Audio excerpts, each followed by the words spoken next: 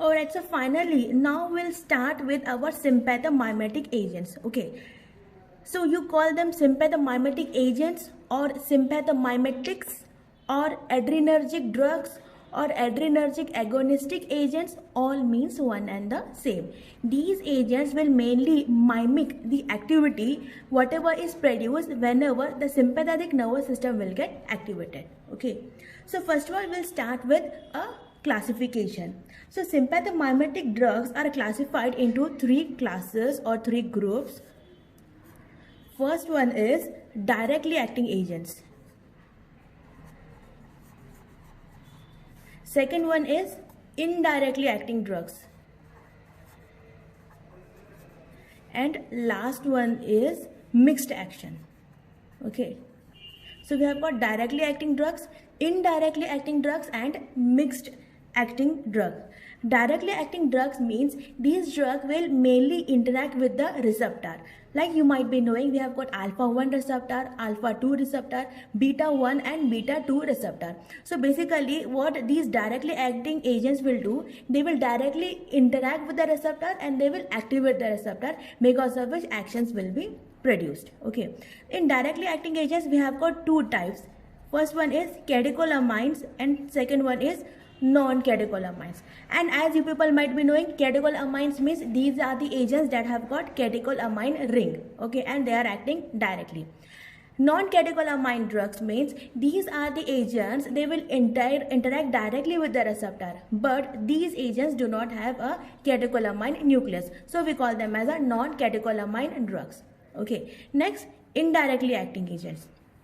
Indirectly acting agents will not directly interact with the receptor, but they will just increase the availability of catecholamine on the receptor site.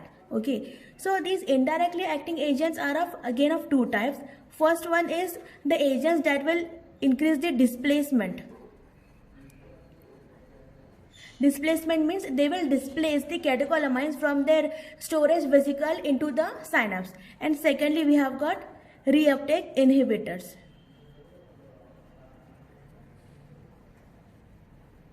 Okay, so what these things are, we'll see one by one. And lastly, we have got mixed acting drug. Mixed means these are a mixture of directly as well as indirectly acting agents.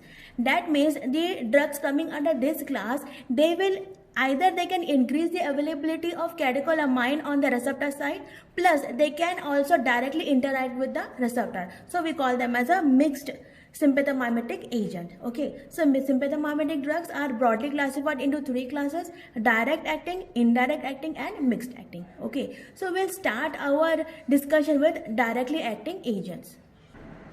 Alright, so directly acting sympathomimetic drugs. These are the drugs that will directly interact with the receptor. Directly interacts with receptors and will activate them. Okay. Now, directly acting agents are again of two types. First one is catecholamine and second one is non-catecholamine. Okay. First one is catecholamines and second one is non-catecholamines. Okay. So catecholamines means these agents have got catecholamine nucleus, whereas non-catecholamines will not have a it will not have a catecholamine nucleus. Okay, so we'll start with catecholamines. The first one, catecholamines.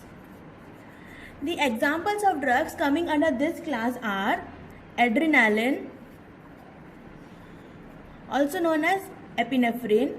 Next we have got noradrenaline, also known as norepinephrine. Next we have got dopamine, dobutamine, and lastly we have got isopramine. prenaline. Okay, so these all are the drugs coming under the class of catecholamines. Okay, all these are directly acting agents, plus they have got a catecholamine nucleus.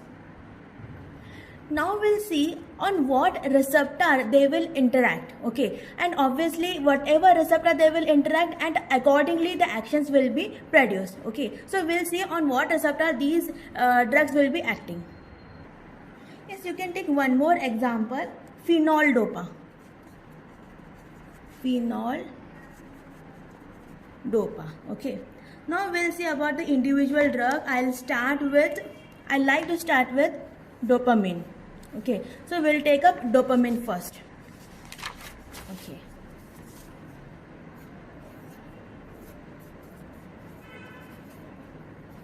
dopamine will mainly interact with three important receptors. These are D1 receptor, next we have got beta 1 receptor, and lastly alpha 1 receptor. Now one thing I need to say, not only dopamine, any drug in which dopa will come, that means it will interact with D1 receptor. Okay, and another important thing that you should remember is this sequence.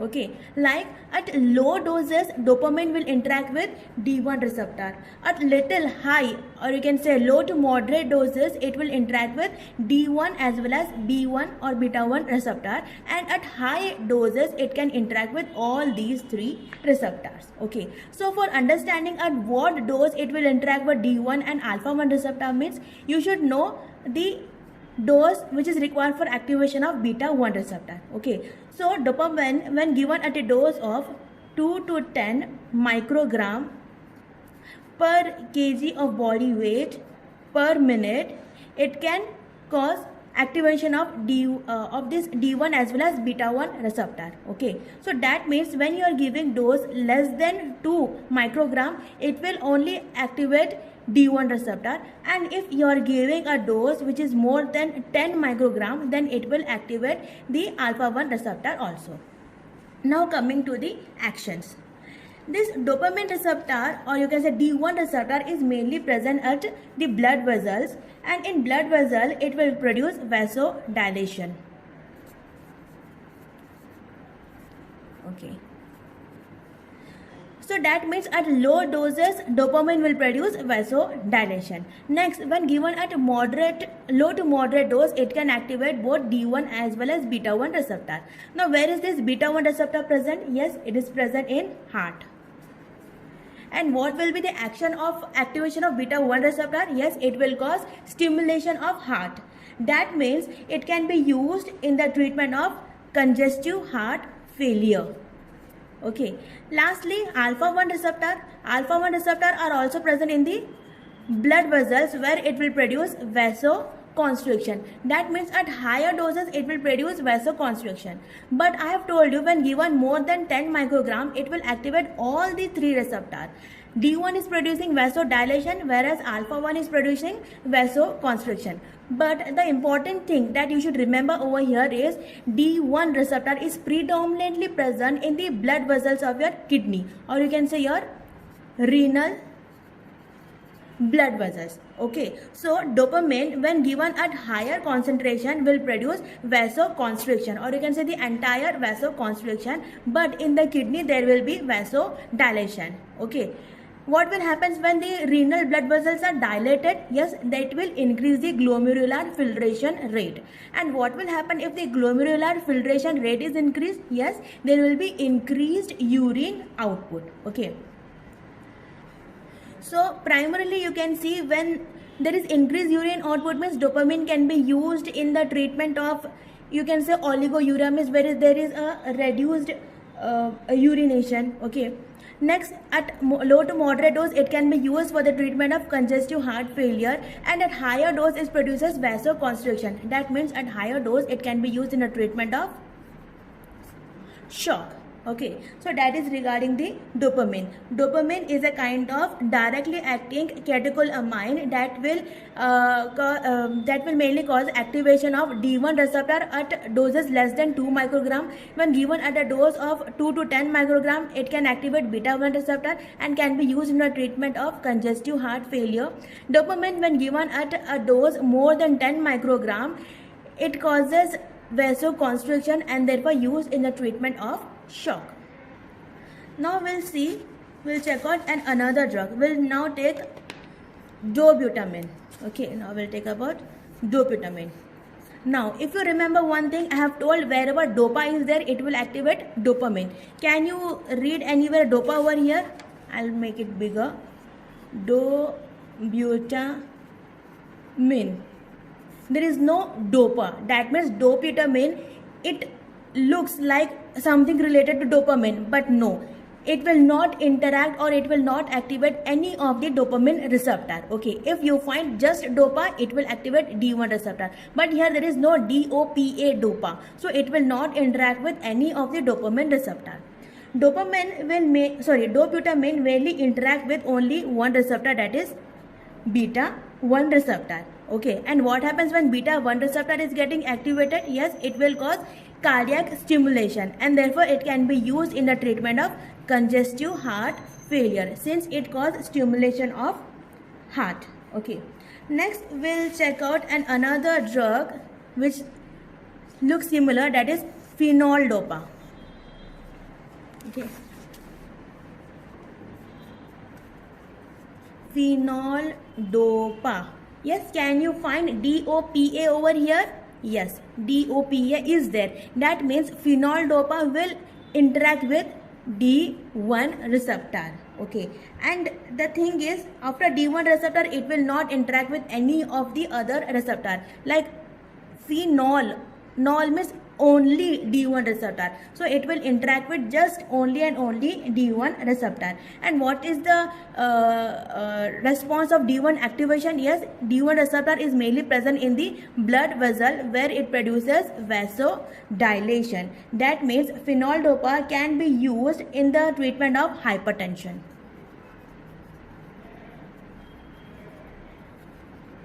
Okay, so this is regarding phenol dopa. Okay, so now lastly we are left with adrenaline, noradrenaline and isoprenaline. We will see the activity of these drugs together to understand their activity on the heart rate and blood pressure. Okay, so I'll write down here. First of all, adrenaline, also known as epinephrine. Next we have got noradrenaline, also known as norepinephrine, and lastly isoprenaline. Okay, so first of all we'll check out on what receptor these agents will interact. Okay, so first of all we'll talk about the receptors. Okay, now A for adrenaline, A for all. That means adrenaline will cause activation of all the adrenergic receptors. Now what all are the adrenergic receptors we have? Yes, we have got alpha 1, alpha 2, beta 1 and beta 2 receptor. So adrenaline will cause activation of all the adrenergic receptor, that is alpha 1, alpha 2, beta 1 and beta 2. Now coming to noradrenaline. NA means noradrenaline, NA means not all. That means noradrenaline will not cause activation of all the receptors. So we should write alpha 1, alpha 2, beta 1, and we should remember, okay, not all. That means noradrenaline will cause activation of alpha 1, alpha 2 and beta 1 receptors only. Now lastly isoprenaline. Isoprenaline will cause activation of only beta receptors, that is beta 1 and beta 2 receptors. Okay, so these all are the receptors on which these drugs will interact. Adrenaline will interact with all the receptors. Okay, A for adrenaline, A for all. It will interact with all the alpha 1, alpha 2, beta 1 and beta 2 receptors. Next, noradrenaline. NA means noradrenaline, NA means not all. So we should start writing alpha 1, alpha 2, beta 1 and then we should remember, okay, not all. So noradrenaline will interact with just the first three receptors, that is alpha 1, alpha 2 and beta 1. Lastly, isoprenaline. Isoprenaline will cause activation of only beta 1 and beta 2 receptors. Now we'll check out the activity of these drugs on blood pressure. Okay. Blood pressure. As you people might be knowing, we have got two types of blood pressure. First one is systolic blood pressure. Systolic blood pressure. And secondly, we have got diastolic blood pressure. What is meant by systolic blood pressure? See, systolic blood pressure mainly depends upon the contractility of the heart. When cardiac contraction is more, then that means systolic blood pressure also increases. Now, how can we increase the cardiac contractility? Yes, by causing stimulation of the heart. And what kind of receptor will produce stimulation of the heart? Yes, the beta 1 receptor. So as you can see, all these three drugs causes activation of beta 1 receptor. That means all these drugs can increase the systolic blood pressure. Okay, so this was very simple. Next, coming to diastolic blood pressure. Diastole means relaxation of the heart. So when the heart is relaxed, at that time this blood pressure is mainly depends upon the peripheral vascular resistance. Peripheral vascular resistance mainly depends upon the receptors present on the blood vessels. Okay, so on the blood vessels you can find two types of receptor. First one is alpha 1 receptor and second one is beta 2 receptor. So as you people remember, alpha 1 receptor causes vasoconstriction, beta 2 receptor produces vasodilation.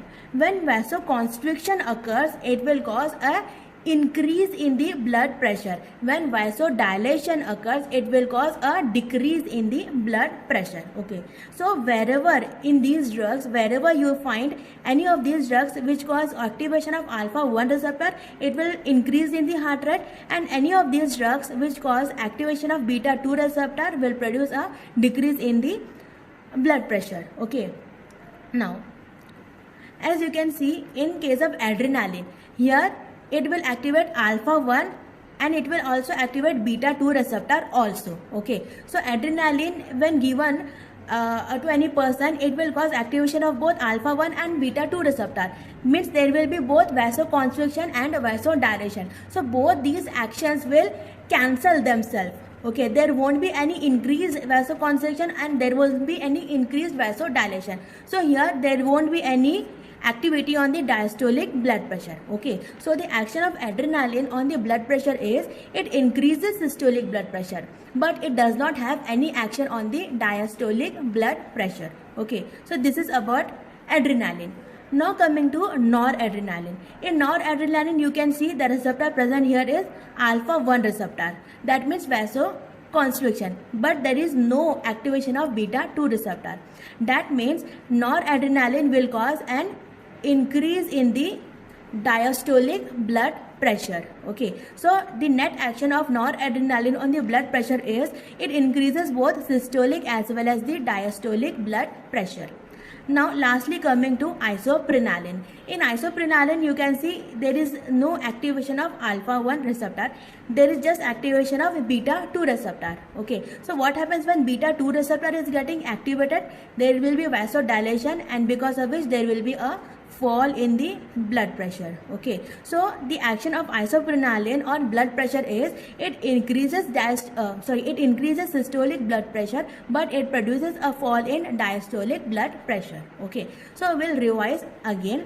Adrenaline will cause an increase in systolic blood pressure, but there is no action on the diastolic blood pressure.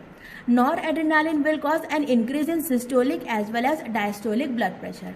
Isoprenaline will increase systolic blood pressure, but it will cause a decrease in the diastolic blood pressure. Okay, so these are the actions of these three catecholamine or directly acting catecholamine on the blood pressure. Now, third factor that we'll consider over here is heart rate.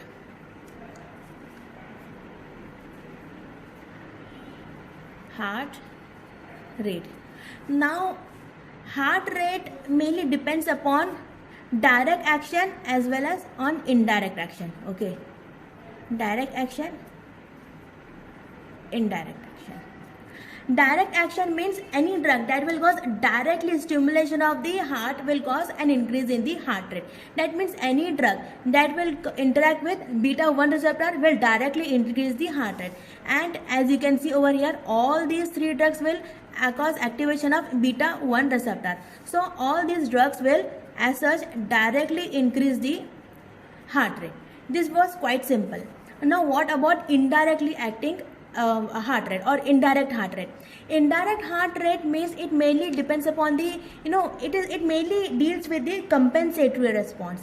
Like if in our body, if anything goes wrong, then our body will try to compensate it. Like if blood pressure is been increased in our body, the blood pressure, if it is increased, then our body will try to reduce it. Okay, and if because of any drug, if the blood pressure is been reduced, then our body will try to increase it. Now how the body knows that whether the blood pressure has been increased or decreased means there are certain sensors present in our body. Okay, and these sensors are nothing but your baroreceptor.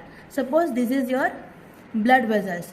Okay, and over here baroreceptors will be present. So these baroreceptors will sense the blood pressure, and whatever it has been sensing, it will give the information to your central nervous system. Okay, and then the central nervous system will try to rectify the problem. Okay, now one thing that you should know is what kind of blood pressure will this baroreceptor sense, whether it will sense the systolic blood pressure or it will sense the diastolic blood pressure. See, these baroreceptor will basically sense the mean blood pressure. Mean blood pressure. Mean blood pressure can be calculated as mean blood pressure is equals to the diastolic blood pressure plus 1/2 pulse pressure. Okay. Now as you can see, mean blood pressure directly depends upon the diastolic blood pressure. That means when diastolic blood pressure is increased, then mean blood pressure will also get increased. Okay. Now remember this thing, mean blood pressure is been sensed by baroreceptor. When mean blood pressure is been increased, means when diastolic blood pressure is increased, that means the mean blood pressure is also been increasing. Now suppose any of the catecholamine is producing an increase in the diastolic blood pressure, that indirectly means mean blood pressure is been increased, and that increased mean blood pressure is been sensed by the baroreceptor, and this will be given the information to your central nervous system. Now our central nervous system will get an information that in our body the blood pressure, the mean blood pressure is been increased, and to that increased blood pressure, the central nervous system will respond by increasing the activity of the parasympathetic nervous system. Okay, so whenever there is an increase in the diastolic blood pressure, that is sensed by the baroreceptor that there is an increase in the blood pressure, it will give the information to the central nervous system, and to that increased blood pressure, the central nervous system will interact by increasing the parasympathetic outflow. Now what happens when parasympathetic nervous system will get activated? Yes, what is the action of the cholinergic system on the heart? Yes, it will cause an decrease in the heart rate. Okay, so whenever there is an increase in the diastolic blood pressure, the action will be a decrease in the heart rate. Now we'll see another drug that will produce a decrease in the diastolic blood pressure. Whenever the diastolic blood pressure has been reduced, obviously the mean blood pressure is also reduced, and that has been sensed by the baroreceptor, and this sense of this baroreceptor is, this information is given to the central nervous system, and to this decreased mean blood pressure, this central nervous system will respond by increasing the sympathetic nervous system outflow. So what will happen when the sympathetic nervous system will get activated? The action on the heart will be, yes, we have got beta 1 receptor that will increase the heart rate. Okay, so that implies whenever there is a decrease in the diastolic blood pressure, our brain will start increasing the sympathetic nervous system outflow, and whenever the sympathetic nervous system gets activated, the heart rate will be increased. Now in a nutshell we can say, whenever any catecholamine which is increasing the diastolic blood pressure, the indirect action on the heart rate will be a decrease in the heart rate. Similarly, any catecholamine is reducing the diastolic blood pressure, the indirect action on the heart will be, there will be an increase in the heart rate. Okay, so in this manner our body will try to compensate that thing. So this compensation thing comes under the indirect action on the heart. Now just we'll check out one by one. Adrenaline, what is the action on the diastolic blood pressure? There is no action, so there is no indirect action on the heart rate. About noradrenaline, noradrenaline is increasing the diastolic pressure. Okay, when the diastolic blood pressure has been increased, then what might be the action on, or you can say indirect action on the heart rate? Yes, there will be a decrease in the heart rate. Similarly, isoprenaline will be decreasing the diastolic pressure. So the indirect action on the heart rate will be, there is an increase in the heart rate. Now we'll sum up everything. Adrenaline, there will be increase in the heart rate, and there is a direct action, there is no indirect action. So the net action of the adrenaline on the heart rate is, there will be an increase in the heart rate. Next, coming to noradrenaline, there will be direct action plus there will be indirect action also. So plus minus 2 will become -1, means there will be a decrease in the heart rate. So you can say noradrenaline, as such it will increase both systolic as well as diastolic blood pressure, but on the heart rate there will be a bradycardia. See, this thing is very much tricky and it may come in MCQs, like noradrenaline is there. What might be the action of noradrenaline on the heart rate? You will feel that okay, it is a kind of noradrenaline, it will be stimulating the heart, so obviously it will increase the heart rate. But no, the action of the noradrenaline on the heart rate is, it reduces the heart rate. Noradrenaline will produce bradycardia. Lastly, isoprenaline will be the heart rate, the direct action will be more because of beta 1 receptor, but on indirect action, since there will be decrease in the diastolic blood pressure and our body will try to compensate it by increasing the heart rate, so direct as well as indirectly there will be increase in the heart rate. So you can say there will be a kind of significant tachycardia produced in case of isoprenaline. So these all are the actions of these three directly acting catecholamine on the blood pressure and the heart rate. Okay. Now in similar manner we'll see the actions of these drugs on various. So now we'll see the effect of these drugs on eye. Okay, so in eye, alpha 1 receptor is present on the radial muscle of iris, activation of which will lead to dilation of the pupil, that means mydriasis. Okay, so among these three drugs, where will you find alpha 1 receptor?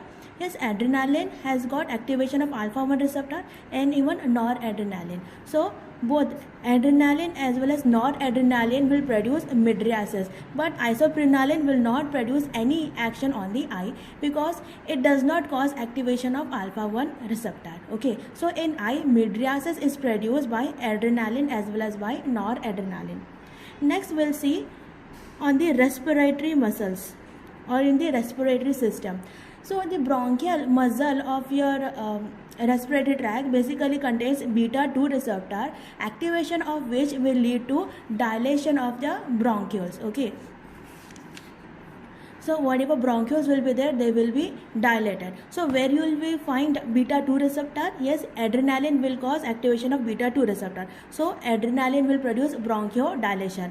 Noradrenaline, it does not cause activation of beta 2 receptor, so noradrenaline will not produce bronchodilation. Whereas isoprenaline, yes, isoprenaline, beta 2 receptor is present over here, so it will cause dilation of the bronchioles. Okay, so adrenaline and isoprenaline will produce bronchodilation, but noradrenaline will not produce any kind of bronchodilation.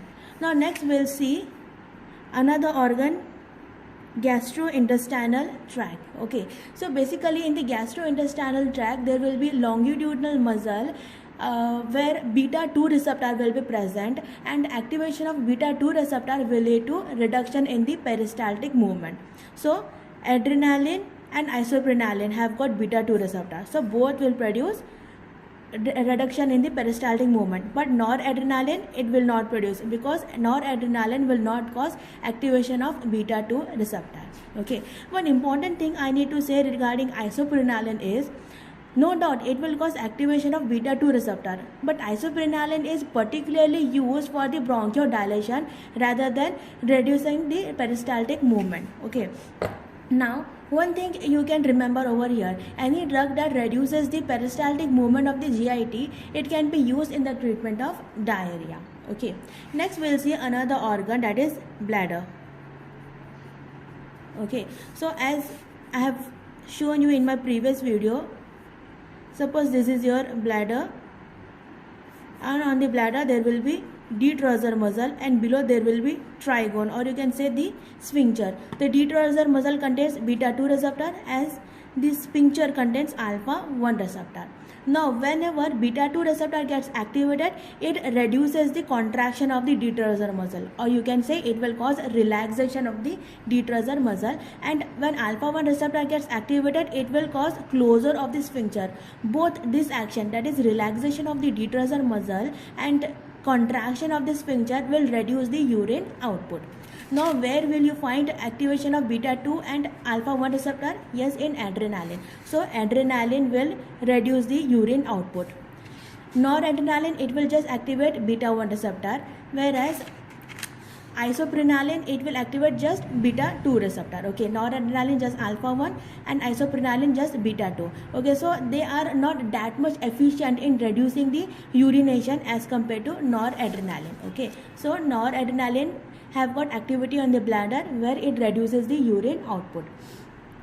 Next, we'll see about skeletal muscle.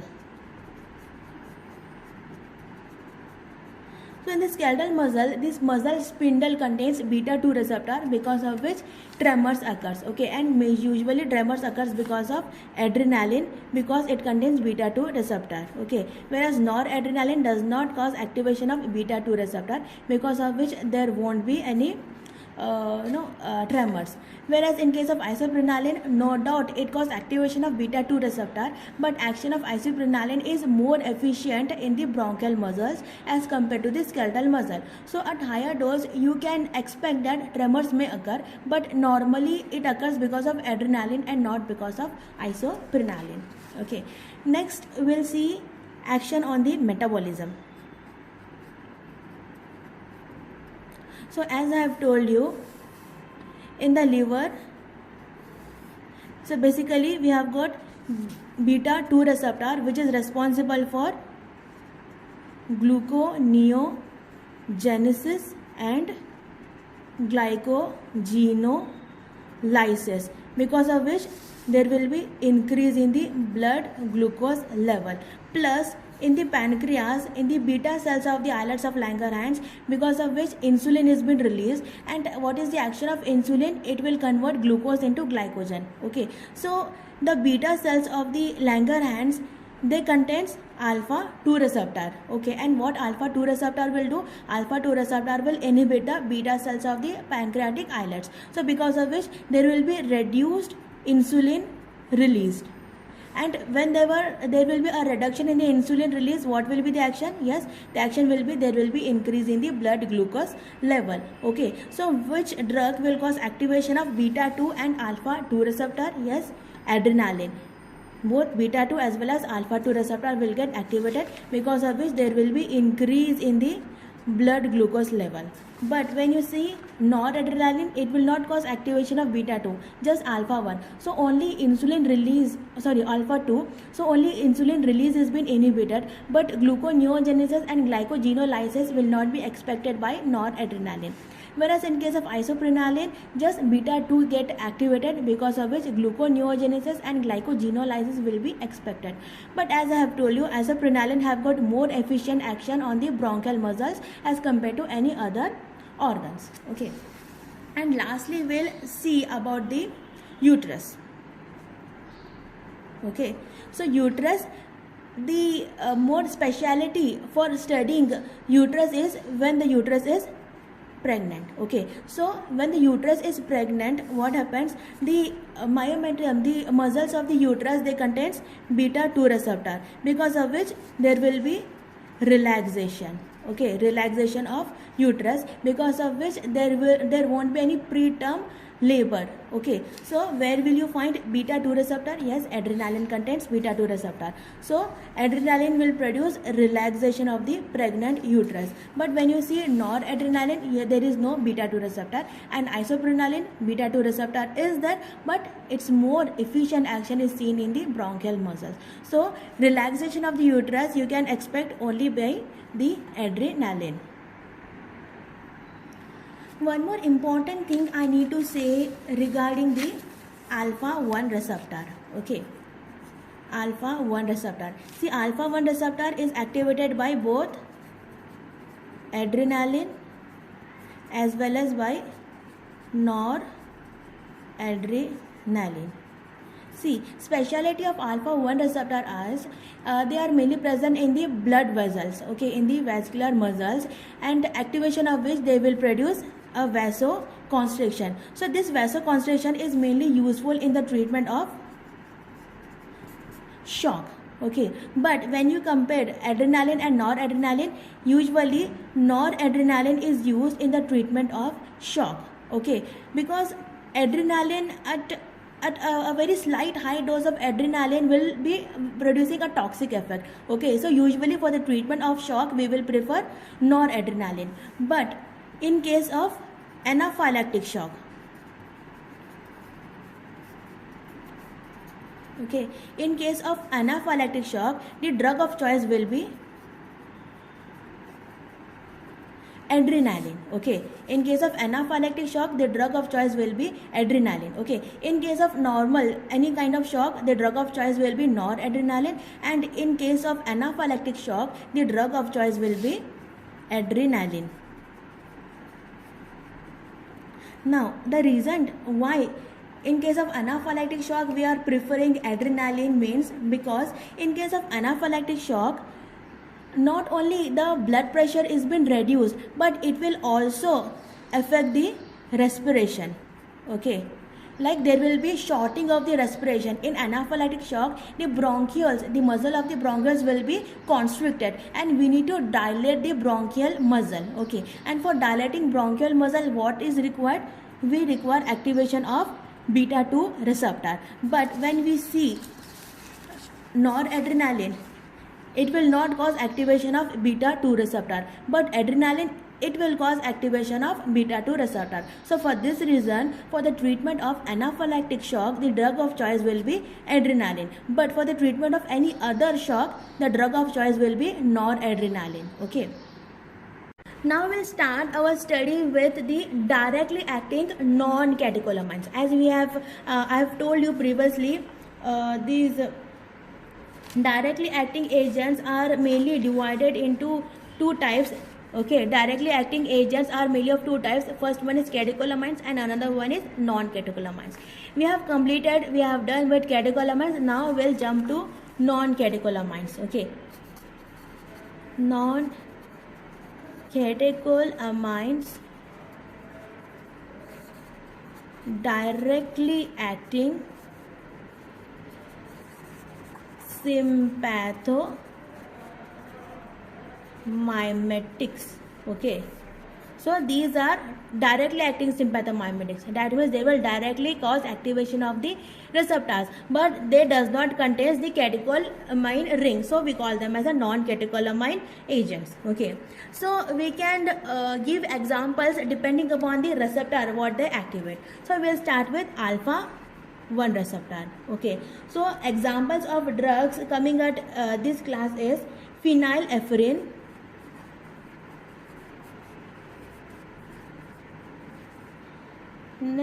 so phenylephrine is a kind of drug which is used for eye drops. Okay, so what will happen when you give an sympathomimetic agent on the eye instead on the eye? It will cause activation of alpha 1 receptor, activation of which will lead to mydriasis. Okay, mydriasis. So this is an example of a drug, example of non-catecholamine directly acting agent, phenylephrine. It will mainly cause activation of alpha 1 receptor. Okay, next we have got another group of drug. They are methoxamine. Next we have got mefentine. Next we have got midodrine.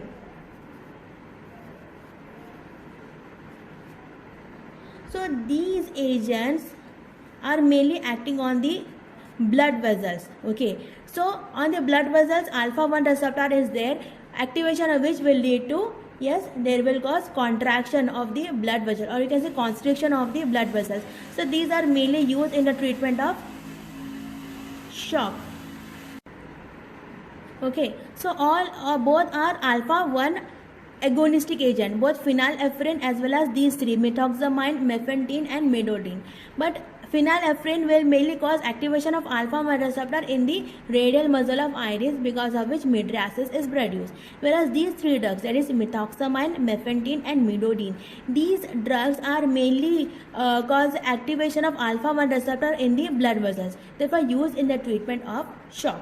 Okay, so we have got another set of drug. They are xylometazoline,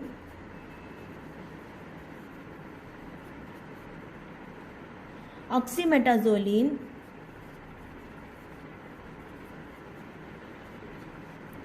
nefazoline.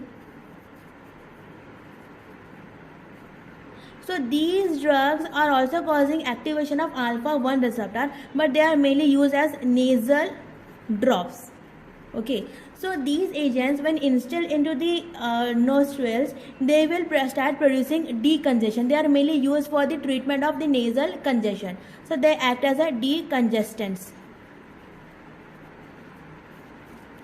Okay, so all these are the non-catecholamine directly acting agents. That means these agents does not have a catechol ring, but these drugs can directly cause activation of alpha 1 receptor. Phenylephrine on the eye, methoxamine, mefentin and midodrine on the blood vessels producing vasoconstriction, and xylometazoline, oxymetazoline and nefazoline on the nose or inside the nose, because of which decongestions can be produced. Okay, so these are the directly acting alpha 1 agonistic agents.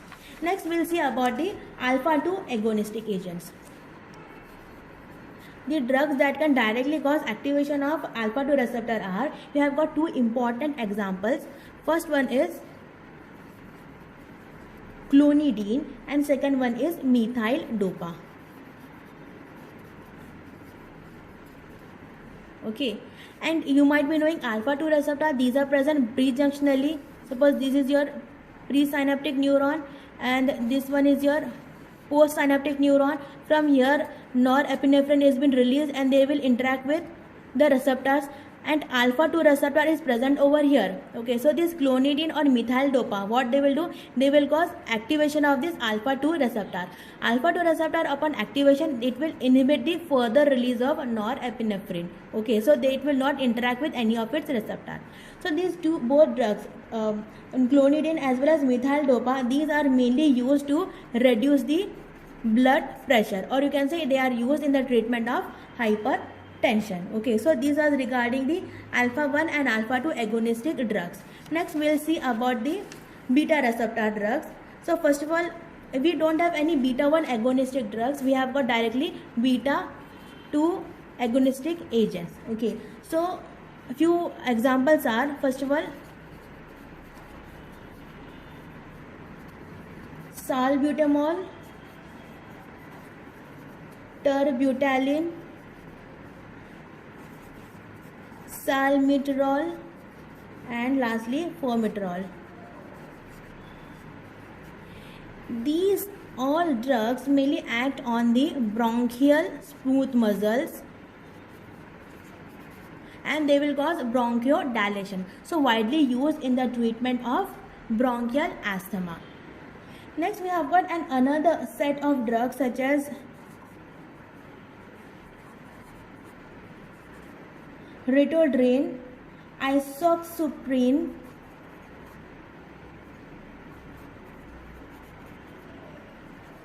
okay, so these two, even we have got same drugs, salbutamol and even terbutaline also comes under this class.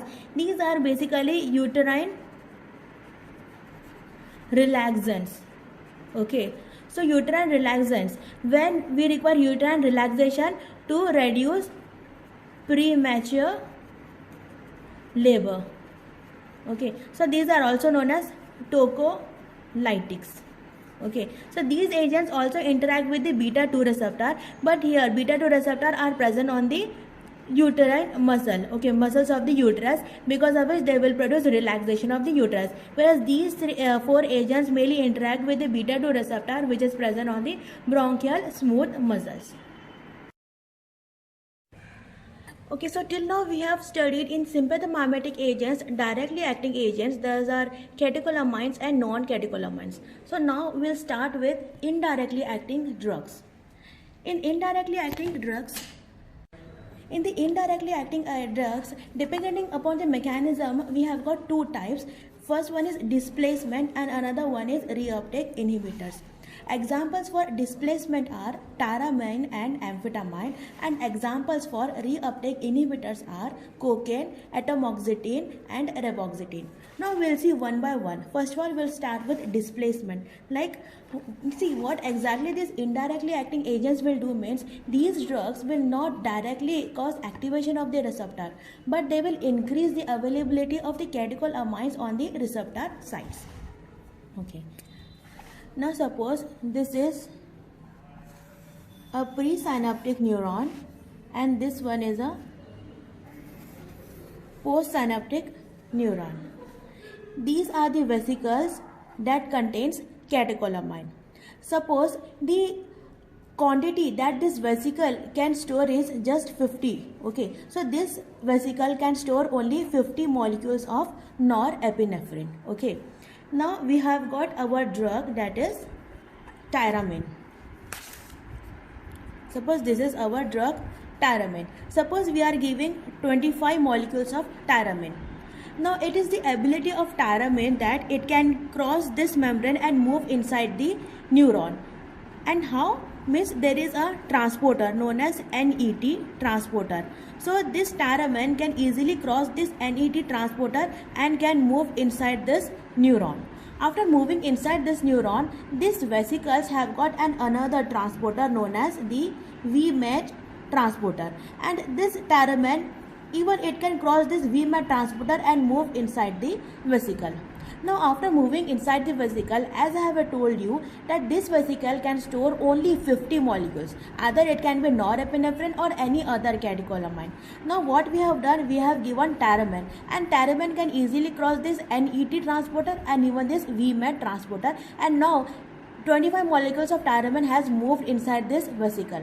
Now in this vesicle it contains 50 molecules of norepinephrine plus 25 molecules of tyramine. That becomes 75 molecules which this vesicle cannot store. So it will cause displacement of 25 molecules of norepinephrine into the synapse, and now this 25 molecules of norepinephrine is available to interact with the receptor. So this is how these drugs, these displacement kind of drugs, will indirectly produce the sympathomimetic action. Okay. Now this vesicle contains 25 molecules of norepinephrine and 25 molecules of tyramine.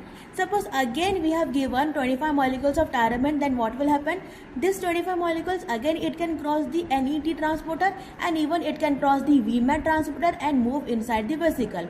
Now this vesicle contains just 25 molecules of norepinephrine plus 50 molecules of tyramine. That becomes 75 molecules. Then again it will cause a displacement of another 25 molecules of norepinephrine. So that in this vesicle now it contains just 50 molecules of tyramine. Now suppose again we have given another 25 molecules of tyramine, then what will happen? Again this 25 molecules of tyramine can cross the NET transporter, move inside the neuron, then after crossing the VMAT transporter it will move inside the vesicle. Now this vesicle contains 75 molecules of tyramine and it cannot store more than 50. Then it will cause displacement of 25 molecules of tyramine. But at this stage we will not get any action because at this time tyramine has been present in the synapse and not norepinephrine. Okay, so this is the thing happening over here. So normally whatever action we were getting of norepinephrine by giving tyramine is because of displacement. But after some times when the entire norepinephrine has been displaced or used up from this vesicle and nothing is been produced, means at this stage the action of norepinephrine will be stopped. This phenomena is known as tachyphylaxis. tachyphylaxis. Okay, because after sometimes the further administration of tyramine, we will not get the action of norepinephrine. So this is known as tachyphylaxis. Tachy means fast, phylaxis means tolerance. So as such, tolerance is produced very slowly. Like if you are taking any drug, after 1 month, after 6 months, or after an year, tolerance will be produced. Okay, but here the tolerance is produced very fast. Okay, that is known as tachyphylaxis. And tachyphylaxis, this tolerance is mainly occurring with indirectly acting drugs. Okay, so this is how this is the mechanism of action of this indirectly acting agent, displacement, which is done by tyramine and amphetamine. Next we'll see the another indirectly acting drug which is acting by another mechanism, that is reuptake. Okay, so you know what happens, whatever catecholamines are present in this synapse, okay, norepinephrine or epinephrine or whatever, these, if they are not interacting with the receptor, then these are taken up by this reuptake, this NET transporter back into the neurons. Okay, now there are few drugs that will inhibit the action of this transporter, this NET transporter. So these are known as, these group of drugs are known as reuptake inhibitors, because these drugs will inhibit the reuptake of the catecholamines. Now what happens when the reuptake of the catecholamines has been inhibited?